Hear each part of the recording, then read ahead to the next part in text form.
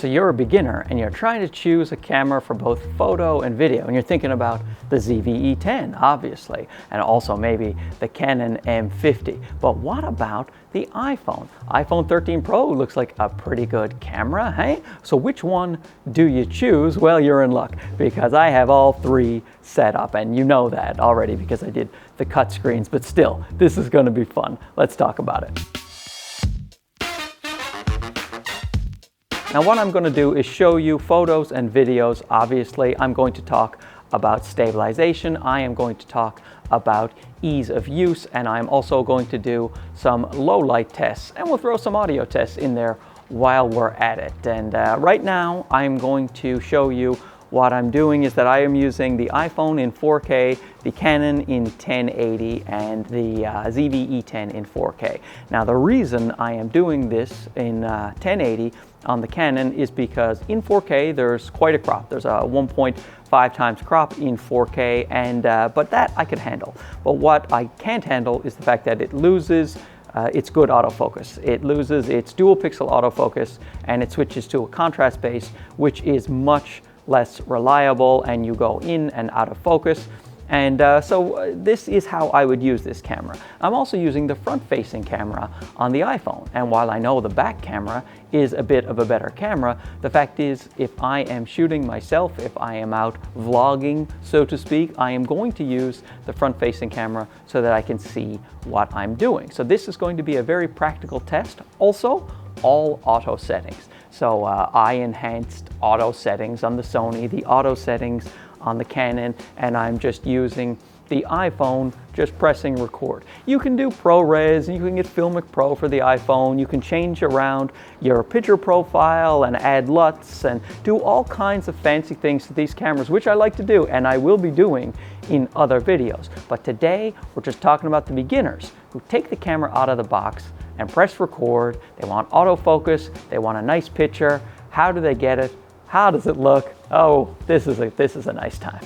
So as promised, here is the 4K in the Canon, and compared to the iPhone and the Sony, we have quite the crop. But as I say, the problem for me is the autofocus. Sony, it is just flawless. No matter what you do, it's just going to keep that box around your eye. You're going to stay in focus. The iPhone is always in focus because, you know, it is an iPhone on pretty much everything is in focus back there. So it's very good at what it does. And the Canon is going to be drifting in and out of focus. At least it has been in my tests. Sometimes when you do these tests, the camera will make you look like a dummy and it'll stay in focus the whole time. But the fact is, I've used this a fair bit and it is constantly drifting on me. It is not something I would ever use. That's why I'm not going to use it.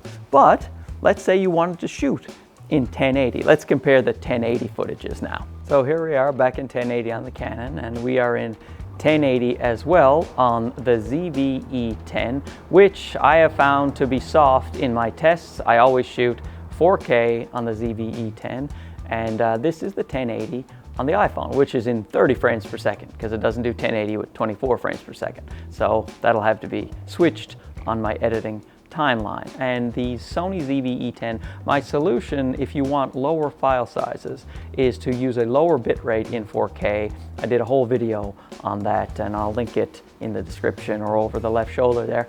And I find that it is better to shoot in 4K at the lower bitrate than to shoot in 24 frames per second on 1080 in the ZV-E10. And if your editor can't handle it, then you can also do proxies. There are ways around it. So I wouldn't recommend shooting 1080 in the ZV-E10, but I definitely would recommend shooting 1080 in the M50.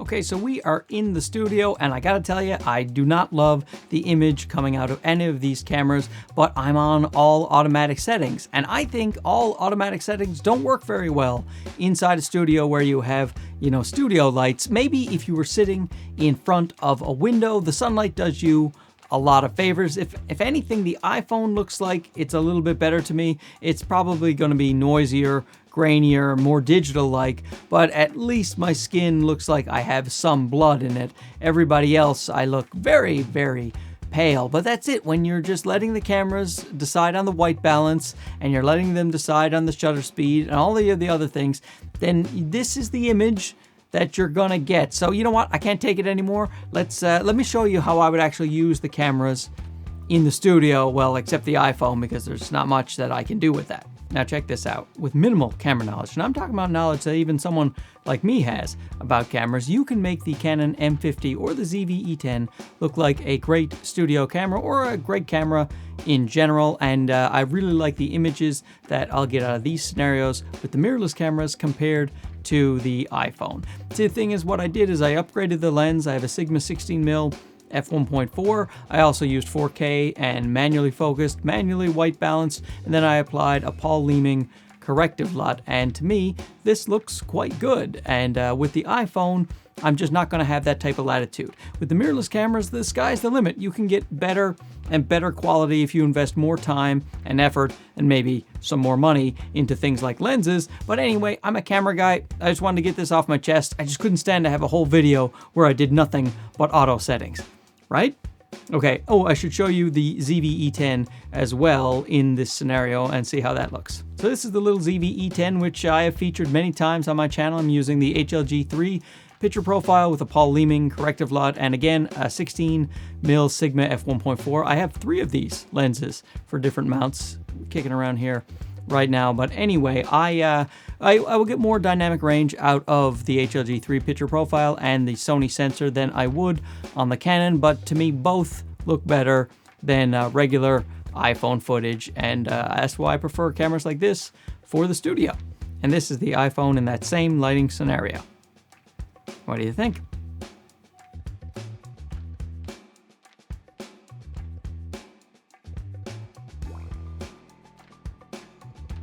So here we are doing the low light test here, and I have the Sony over here, the Canon M50, and I'm giving the iPhone 13 Pro a fighting chance by using its back camera. I just lined it up and hope that I'm in frame. I'm pretty sure I am, because I want to give the iPhone the best shot it has at the low light performance. I am, now for the 2 cameras, I'm using a shutter speed of 1/50 because I want to use 1/50 to keep it consistent here. I don't want the shutter speed going too low in these low light conditions.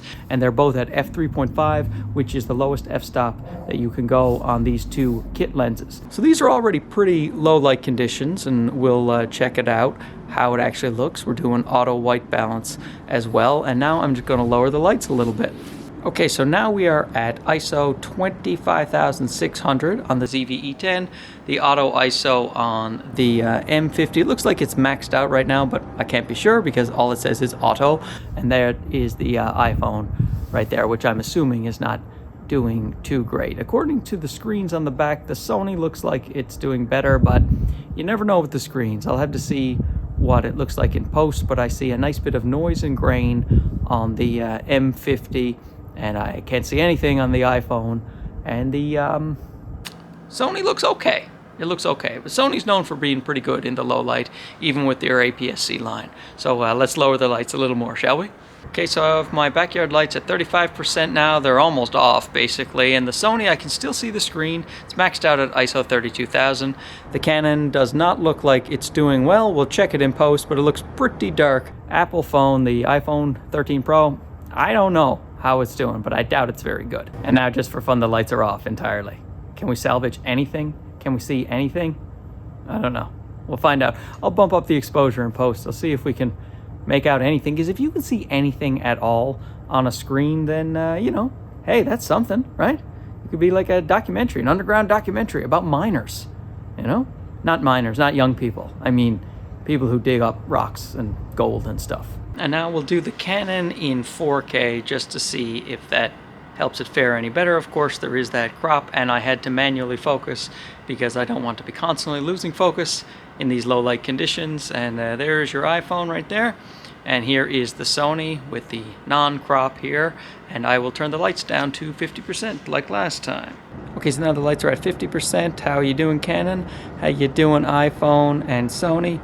And now we're at 35% on the lights here, which are basically off. Here's the Canon, here is the iPhone, and then here is the Sony over here. How's that doing? Did the 4K make any difference for Canon? Did it? So now I've switched to the Canon M50 and the kit lens with my regular studio setup so that you can see that this lens can also accomplish a studio setting. Plus, we don't have to deal with those awful auto settings while I do some more tests for you out in the field, like stabilization. Now Canon, the M50 has two forms of stabilization. They're both digital. One is regular digital stabilization, and then the other one is enhanced, which crops in even further. Now the Sony, the ZV-E10, has active stabilization, which is also a digital cropping for stabilization, and that crops in a lot, about 40%. And then it has another feature, which I love and I've featured on the channel a lot, which is the Catalyst Browse, where basically you can do about a 10% crop in post through the Catalyst Browse software, and it comes out pretty much like a gimbal. I will show you that in a minute. And then the iPhone has great stabilization right out of the box. But let's get to the test and I'll show you now.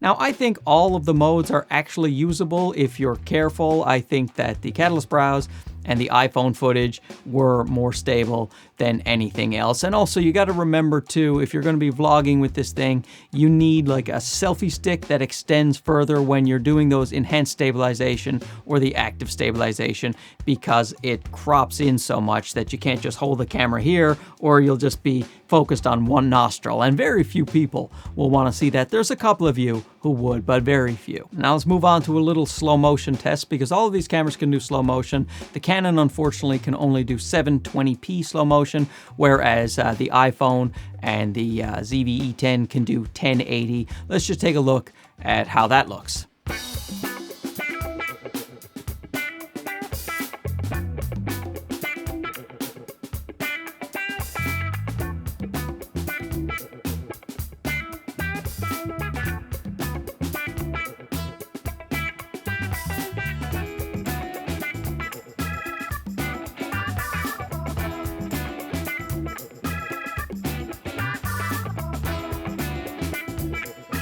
And now I want to talk about photos for a second here. And this test is a bit odd. It's unfair to the cameras, because what I'm going to do is just show you the JPEGs coming straight out of camera. When you buy a mirrorless camera with a larger sensor, what you want to do is take a raw photo, then take that photo into a program like Lightroom, then manipulate it, make it as good as you want, you know, and then you can print large, and it looks fantastic.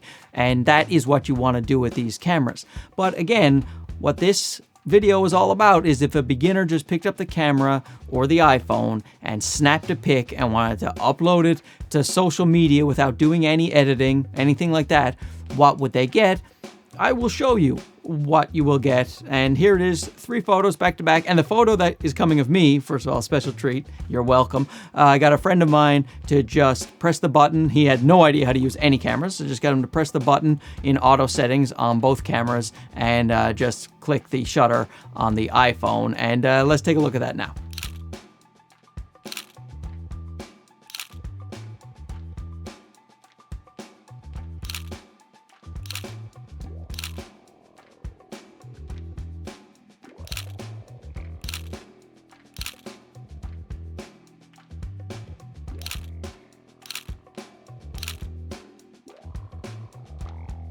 Now, there's probably a lot of people who would prefer the way the iPhone photos looked in that test, and that's because Apple does a lot of, and all the smartphones, they do a lot of computational photography. They basically take a bunch of pictures, smash them together, get higher dynamic range. You know, they smooth out your skin, they add a bunch of tone. They do a lot of stuff behind the scenes to make it look like your photo is okay. Whereas the other, the coming straight out of the JPEG from the camera, they're not doing that level of computational photography, and you should be putting a raw photo into Lightroom and changing it around. But if you're just going to upload it to social media, just straight from the camera, that is what you're going to get, and probably the iPhone you'd be better off with, in my opinion, even though it still looks a little digital and a little artificial to my eyes. Just on the old gram, on the old Instagram, it's probably gonna look better. Now, I did mention in the beginning that I would talk about ease of use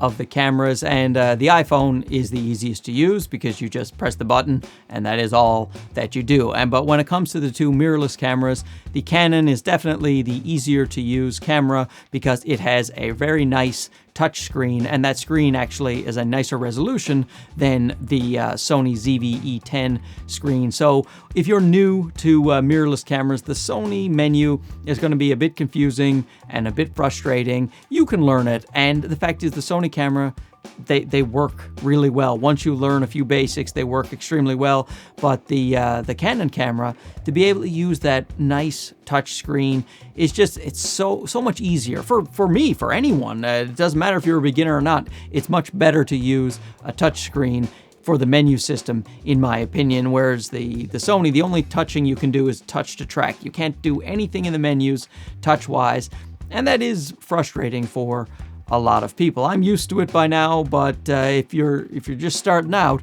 you're really going to prefer the touch screen from the Canon, in my opinion. And the menus are more intuitive and more well laid out, and you can manipulate the settings from the screen on the Canon itself.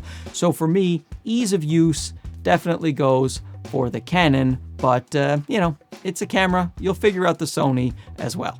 So I've switched to the little ZV-E10 and his kit lens for the conclusion. And in conclusion, what have we learned here? If you're anything like me, probably you've learned nothing, because I have quite a thick skull. But I think the takeaway here is, if you plan to just buy a mirrorless camera, especially an entry-level mirrorless camera, and you're going to leave the kit lens on, never upgrade the kit lens, just press record on the auto settings, and never learn anything about your camera, you may want to think about just using your smartphone. Smartphones are really good these days. If you're going to do a studio setting, if you're going to be inside your house, sit in front of a window and get that natural sunlight, and you're probably going to be okay with your phone. But if you're, you know, like a lot of people out here in the YouTube world, or just in general, if you want to learn about photography, you want to take really good photos, you want to take really good videos, you want to upgrade as time goes by, then go get yourself a mirrorless camera that you can afford, or a DSLR camera. It's just the mirrorless cameras, I think, is the future, so you might as well stick with one of those. Get whichever mirrorless camera you can afford, and then learn as much as you can. Maybe watch Mark Bennett's Camera Crisis on the entry-level cameras, and I will show you how I get my best images out of these things. You know, so subscribe if you want to see something like that, or don't. I don't care. I don't even care what you do. So anyway, thanks for watching. I hope this satisfied some of your curiosity about what things would look like straight out of the box with the phones compared to the entry-level cameras. Don't forget to like, you know, and all that jazz. Comments, things that you should do in order to make the algorithm think that I don't suck. We'll see you soon. Okay, this was a difficult video to put together with all those 3 cameras and so much editing. So much editing. All right, we'll see you soon. Okay, bye-bye.